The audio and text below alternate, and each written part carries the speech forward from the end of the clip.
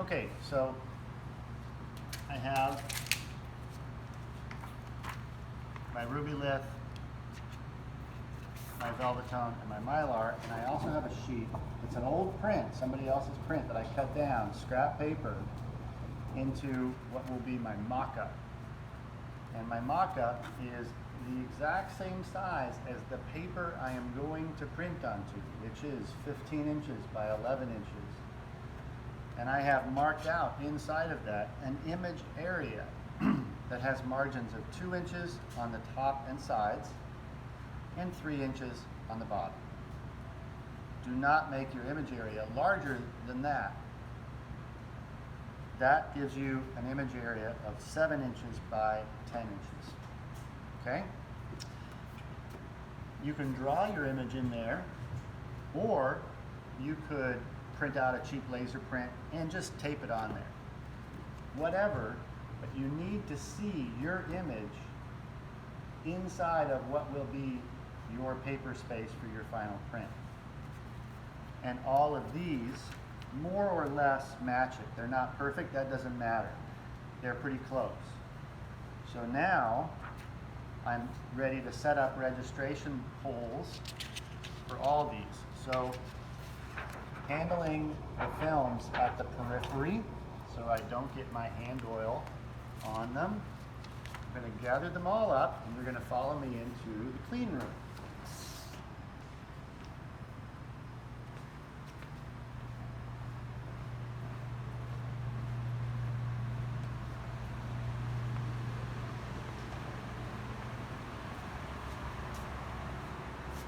This room has 2 light switches, one below, that's for an old safe light, so it doesn't actually do anything, and this one above is for the main lights of the room. Now we come right here to this hole punch. This is a special hole punch that is going to, every time I bring this arm down, it's going to punch a hole here, here, here, here, here, and here. So a total of 6 different holes if my material is long enough. And the distance between those remains perfectly consistent. So my print is going to be 11 inches by 15 inch paper size. I want to punch the holes on the bottom of that. So the first thing I need to do is to decide where in any of that I'm going to punch the holes. Because I could place it way over here, or I could place it here, or I could do it in the middle, or whatever. Now what's going to be happening is we're going to punch holes in that, and then we're going to use registration pins. These are registration pins to help with our registration. So if I punch 2 holes that are really close to each other near the center of the paper at the bottom, that's not going to be as stable as if I punch the holes very far apart at the bottom. The reason being that if the holes are really close together, any tiny movement of the paper between those 2 holes really amplifies by the time it goes to this side of the paper. Whereas 2 holes that are farther apart will be more inherently stable.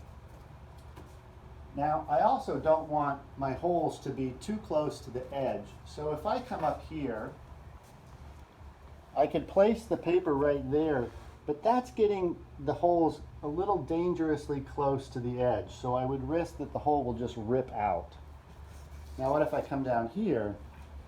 There, my holes, each hole is about 3/4 of an inch in from the edge, but that's pretty far apart. So that's a good spot for 11-inch paper size. So what am I going to do? I'm going to take one of these pieces of tape that's on the counter right there, this blue tape, and I'm going to take my mock-up and just place it where I think it looks good. Doesn't have to be perfect. You want the holes more or less centered so they're equal distance from the edge on both sides, but does not have to be perfect. I want them to make sure that the paper is fully into the hole punch, so not askew in any way. Make sure that the inside edge of the paper is flush up against there.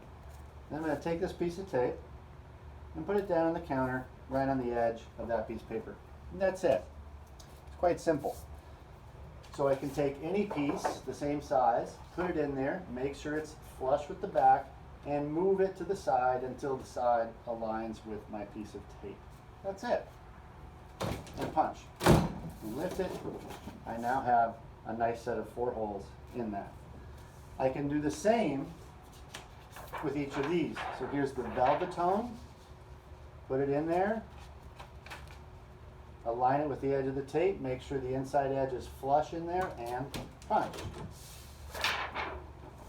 Nice holes. I have a little hanging chad there. Pull it off and hope that it doesn't rip.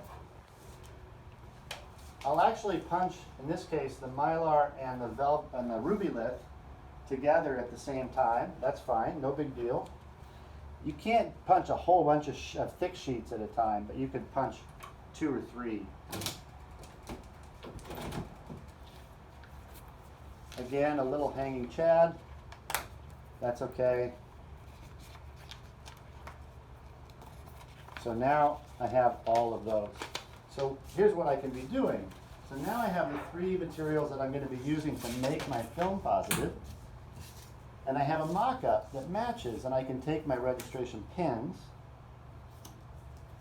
and put them through the holes. And I can take one of my film positive materials and also put it on there. Now I have a system where I can interchange any of these in order or whatever at any time. As long as I always have them on the pins, I'm going to have good registration. Notice that these things on the outside don't have to align perfectly. That's okay. What matters is the distance not only between the 2 pinholes, but the relationship between the pinholes and what will be my image.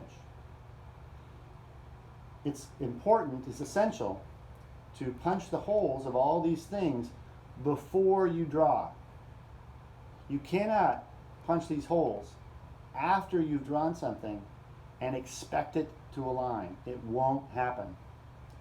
So, when you're preparing film materials, film positive materials, like a Velvetone or a Mylar or Rubylith, this is the first thing you do. Then you can start creating the image on there. And of course, because my mock-up has a version of the image, later on when I go to draw ink on this Velvetone to make my film positive, it's easy to just trace from my image. Okay?